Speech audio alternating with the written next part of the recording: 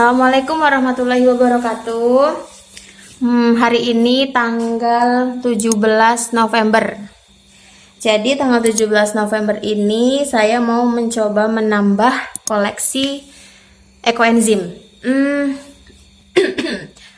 Awalnya kenapa ingin membuat ekoenzim? Karena sebuah kebiasaan yang baru muncul karena WFH, yaitu hobi menanam. Menanam sayuran, ada cakcoy, terus ada kangkung, ada ubi kayu, tapi ubi kayu nggak banyak. Kemarin berapa panennya? Terus jahe merah. Jadi jahe merah itu belum panen sih, karena baru 8 bulan yang kami tanam sendiri. Tapi banyak banget yang membeli bibitnya. Jadi bibitnya itu dijual per pot kecil, dia ada 2 batang, 3 batang itu 8.000 sampai 10.000 harganya. Berawal dari ingin memenuhi kebutuhan dapur sendiri. Tapi lama kelamaan kami jual juga. Kami jual, ini bukti foto-fotonya waktu menjual. Kami bawa ke kampus, dijual. Kemudian ubi cilembunya suka banget orang-orang.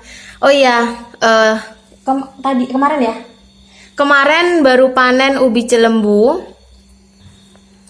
Jadi ubi cilembunya itu enak banget, manis banget, tapi nggak punya oven, jadi direbus aja. Ini jadi ubi cilembu segede ini guys. Nih, ini 1,4 kilo. Ini kami tanam di dalam karung. Apa? Oh, sorry. Operatornya yang memanen 1,7. Iya, 1,7. Coba kita timbang. Ini 1,66 lah, 1,66 sampai 1,7. Jadi takut juga ya orang membeli ubi cilembu segede ini. Oke, jadi karena apa ya? Saya berpesan kepada suami saya untuk menggunakan pupuk yang tidak sintetik sifatnya seperti itu. Minimal mengurangi. Jadi kami menggunakan pupuk kandang, kemudian menggunakan pupuk ekstet, gitu pokoknya organik. Jadi teman-teman pada suka dan ada yang membeli. Alhamdulillah. Karena ya namanya perumahan kecil, jadi ya sekali jalan seperti itu. Oleh karena itu, jadi di sini saya mau mencoba membuat pengganti pupuk organik cair, yaitu ekoenzim. Nah, itu adalah contoh-contoh ekoenzim yang sudah saya buat. Itu dari kulit mangga, melon, dan jeruk. Nah, ini saya punya botol banyak banget. Saya akan membuatnya. Bahannya hanya 3. Ekoenzim itu banyak sekali manfaatnya. Yang pertama sebagai pestisida. Nanti di video selanjutnya saya akan ajarkan bagaimana cara memupuk, menyemprot menggunakan ekoenzim ini. Yang kedua sebagai pembersih pembersih pengganti saya tidak sebut merek ya. Pengganti pembersih yang sintetik itu, kemudian pengganti cuci piring, pengganti sabun. Tapi kalau pengganti sabun jangan pakai yang ini ya. Mungkin pakai yang nanas atau sisa-sisa serai yang ada essential oilnya. Terus dapat mengawetkan makanan. Selanjutnya bisa digunakan sebagai adsorben untuk menetralisir aroma di ruangan, macam-macam. Nanti saya tampilkan dari jurnal. Nah, hari ini sebenarnya saya mau membuat dari 3 jenis varian ya.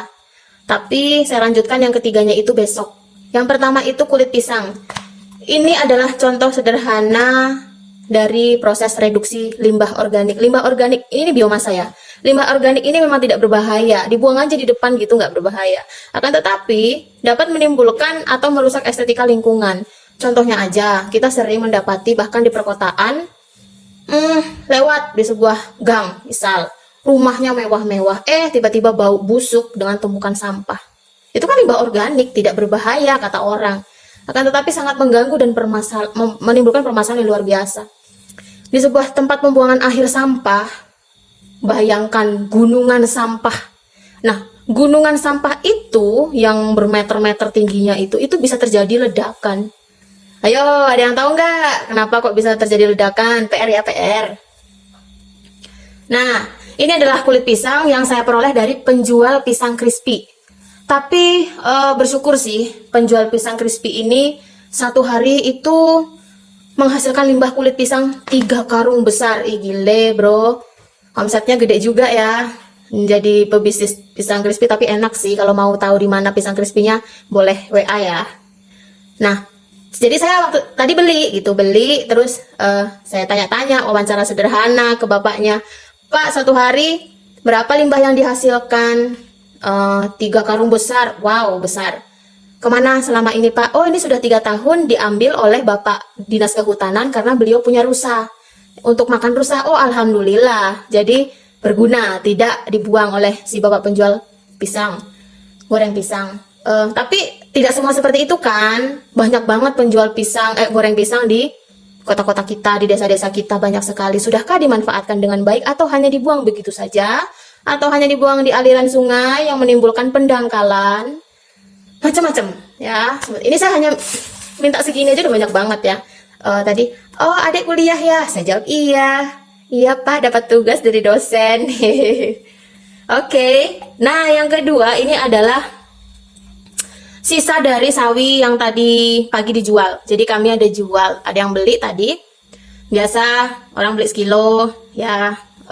Terus yang jelek-jelek ya kami potongin. Terus kan dibuang gitu aja gitu. Ya nggak mungkin dong jelek-jelek kayak gini di sayur. Akhirnya ini akan kita buat menjadi ekoenzim. Nah bahan yang ketiga itu adalah daun jahe merah yang kami tanam. Nah itu pasti aromanya enak banget ekoenzimnya. Nggak bisa kalau saya ambil malam ini, harus besok pagi karena nggak nampak kan, dia harus diremajakan gitu, harus diambil oleh suami saya. Jadi besok sisa-sisa daunnya yang tidak terpakai kita buat ekoenzim. Jadi kita buat 3 bahan. Yang perlu disiapkan adalah catatan. Jadi ini rencana akan saya ambil datanya, kemudian akan saya ukur, akan saya analisis kandungan-kandungan mineral unsurnya nanti kalau sudah jadi. Jadi untuk sebuah riset itu harus dirahasiakan. Jadi nanti kita tulis, kita kode, misal botolnya nomor 1, 2, 3, nomor 1 variasinya berapa dan berapa. Bahannya untuk membuat ekoenzim, yang pertama sampahnya, limbah organik ya, ini atau biomass. Yang kedua sebagai sumber karbonnya boleh gula merah atau gula aren, tapi mahal ya jeng. Nah ini saya menggunakan molase. Molase adalah gula tebu murni, ya tapi nggak bisa diminum. Saya pakai molase cair, bisa juga molase yang padat. Bahannya yaitu air, ini adalah 1 kilo, terus molase, kemudian sampahnya kita kasih kode, ini adalah nomor 1, di botol nomor 1. Nanti variasinya kita tulis di buku. Jadi molasenya itu kita buat setengah matu, ya setengah matu. Terus kita larutkan dulu. Aduh. Ke dalam, ini enggak terlalu presisi juga sih, karena kan timbangannya bukan timbangan digital, tapi it's okay lah. Kita larutkan ke dalam botolnya. Kita masukkan ini air. Kita aduk-aduk.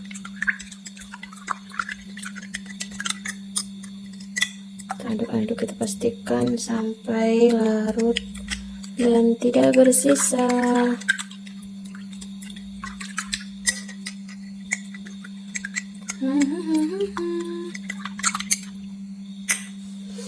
Oke. Kita masukkan ke dalam botol lagi. Oke, sudah. Nah, kita mau coba ini dengan variasi molasenya setengah matu,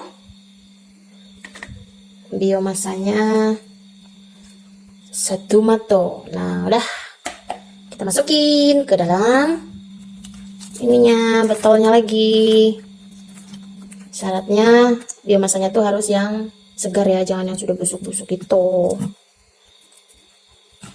Kita masukin aja deh. Jadi ya tinggal kita kontrol nanti setiap hari. Kalau untuk 15 hari pertama itu biasanya setiap hari tuh botolnya tuh harus dibuka biar nggak meledak, karena berlebih gasnya di dalam sini kan. Apalagi ini botolnya agak tipis, bisa-bisa pecah, bahaya, patah. Nggak patah sih ya. Oh iya, kalau cakcoy, apa bedanya cakcoy dengan pakcoy? Jadi aku lebih suka cakcoy ya. Kalau cakcoy itu renyah, endes untuk di sayur, dan bisa untuk lalap. Oke, ini sudah ya, kita tutup. Kemudian kita kocok-kocok pemirsa sampai larut ya, sampai homogen tuh, sampai nantinya nggak ada. Ini benar-benar, ini agak tipis ya, apa botol air mineralnya, jadi agak-agak riskan juga nih nanti meledak nggak ya. Semoga nggak, harus rajin nih kontrol. Ya, well done, sudah jadi satu. Terus kita tulis di sini di buku apa namanya ya, logbook penelitian. Iya, zaman-zaman masih skripsi dan disertasi. Disertasi belum guys.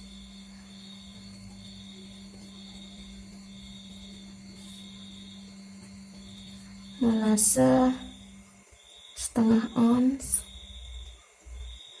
biomasa. Nah, ini nanti kayak gini, botol satu, airnya 1 kilo, molase setengah on, biasa 1 on. Nah, kita buat botol 2 dengan variasi yang sama tapi biomasanya yang beda. Biomasanya dari pisang guys. Ya, ini dia kulit pisang. Ya, kenapa kulit pisangnya ini kok hitam-hitam? Ayo, sama halnya dengan kita makan apel. Kita makan apel, kita gigit kan udah kerowak tuh.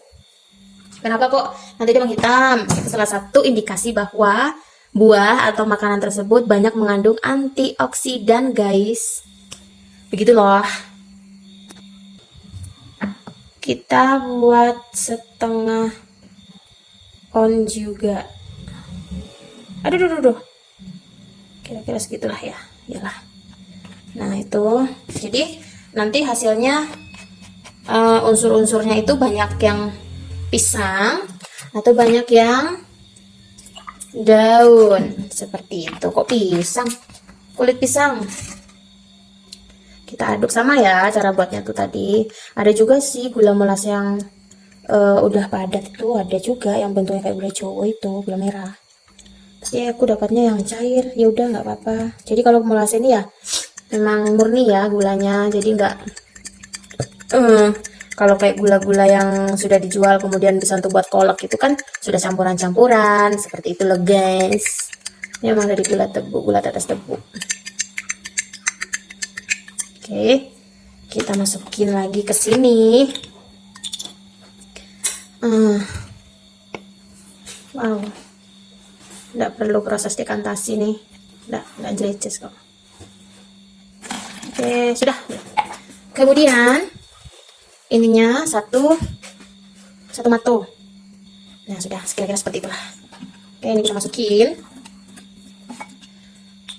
sama ya, kita masukin caranya seperti itu. Ini nggak busuk, ini belum busuk karena dia baru tadi sore ya. Emang kalau pisang kan seperti itu, cepat teroksidasi karena dia banyak mengandung antioksidan, jadi gitu ya. Jangan dibuang kalau makan apel udah agak menghitam, tapi kalau busuk jangan dimakan. Rajin-rajin ya makan buah untuk memasukkan antioksidan ke dalam tubuh. Apalagi yang suka makan gorengan. Radikal-radikalnya itu cinta banget sama sel-sel sehat. Kalau tidak ada antioksidan atau anti radikal, ya udah deh nanti bisa bereaksi dengan sel sehat kita. Radikal itu sangat agresif, reaktif, dan rakus. Rakusnya itu ya nggak kelaparan, maksudnya tuh dia agresif banget karena dia hanya memiliki 1 elektron. Dia kan harusnya elektronnya berpasangan, dia punya 1. Ngegas lah dia pengen bereaksi dengan yang lain. Makanya mari kita himpun, jangan terlalu sering makan santan-santan. Kemudian harus mencontohkan hidup yang sehat lah. Oke, ini I'm sorry, botol yang kedua, nanti kodenya aku akan tulis.